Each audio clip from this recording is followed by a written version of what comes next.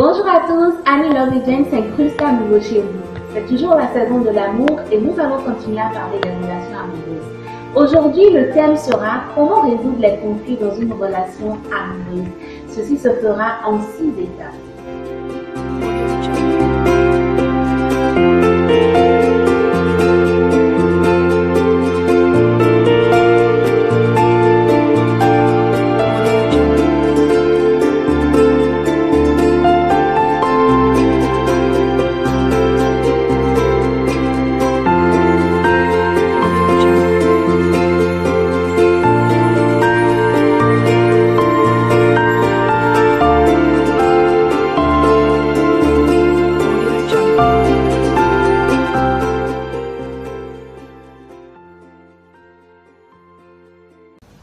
Première étape, mettez Dieu au centre de tout.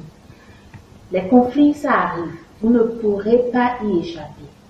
La première chose à faire lorsque vous avez un problème avec votre partenaire n'est pas de piquer une crise d'hystérie. Rappelez-vous que la sagesse nous demande de nous taire, de subir dans la patience, mais de tout faire quand même pour que la situation s'arrange. Pour cela, mettez Dieu au centre de tout. Demandez-lui de prendre la prééminence sur la situation, car lui seul connaît mieux votre partenaire et mieux il vous connaît que vous-même. Une fois que vous avez mis Dieu au centre de tout, crevez l'abcès. C'est la deuxième chose à faire. La plupart des gens font l'erreur de garder en eux, enfoui en eux, leur rancœur, leur ressentiment. Ce qui, à la fin de toute chose, nous revient comme une belle claque en pleine figure.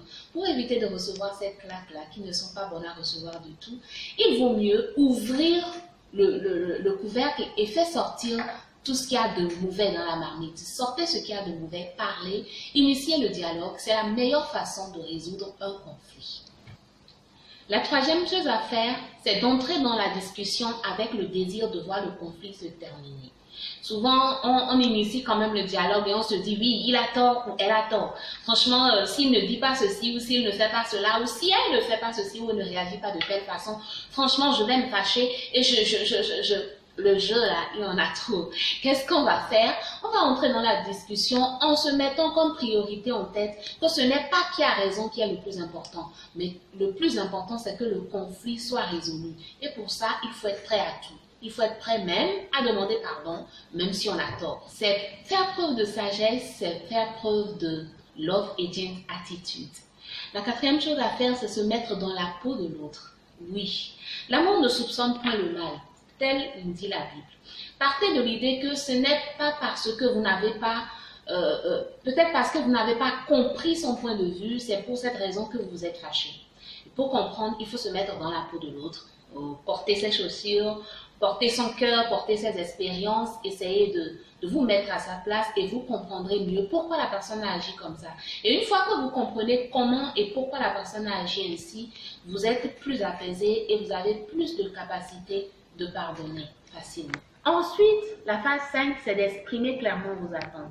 Souvent, nous les femmes, généralement les femmes, j'ai pas dit non de quelqu'un, mais généralement les femmes se disent oui, il doit s'imaginer, il doit comprendre, il doit deviner. Nous attendons à ce que notre homme devine ce que nous ressentons.